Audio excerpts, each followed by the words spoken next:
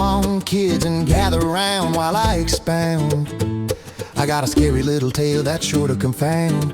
You see, the computers these days can do anything at all. They got one now that can print a 3D ball or even build a wall. It's sure to be a robot, don't answer that call. I'm not usually scared or yellow.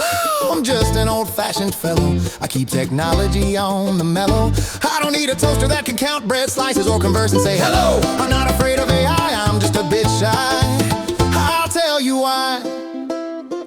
By way of preparation, I gathered information for disambiguation of the scientific aberration. There's non-stop devastation in most every AI iteration for many a generation. From Hollywood's imagination, we thus infer an implication of dire expectation. Death on a space station, or a half-life tethered to an Earth-like simulation. I don't mean to meander, but as far back as I can gander, throughout my family tree, a pattern emerges that's plain to see.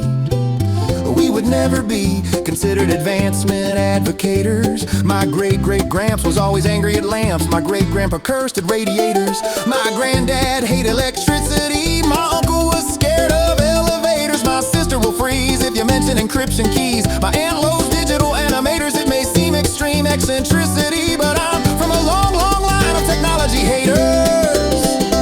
I'm not usually scared or yellow. I'm just an old-fashioned fellow. I keep gadgets on the mellow. I don't need a toaster that can count bread, slice, or converse and say hello. I'm not afraid of AI, I'm just a bit shy. I'll tell you why.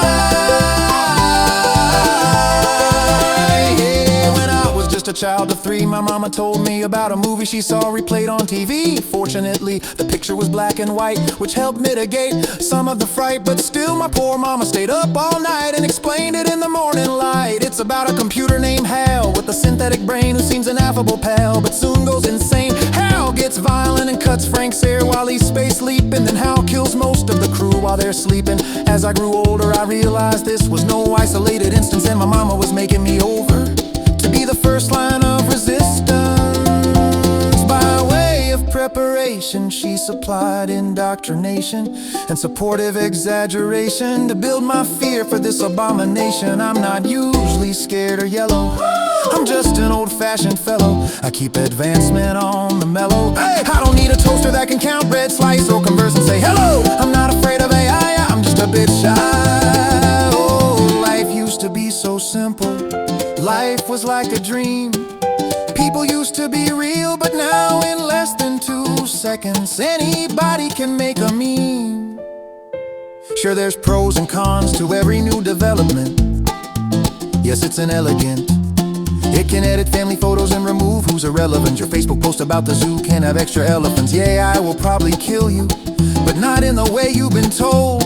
It will likely just keep you on hold, waiting for customer service until you're just too old. I'm not scared or yellow, and I'm an old-fashioned fellow. I keep tech on the mellow, but maybe it won't hurt if my toaster says hello. I'm not afraid of AI, I'm gonna give it a try. I'll tell you why.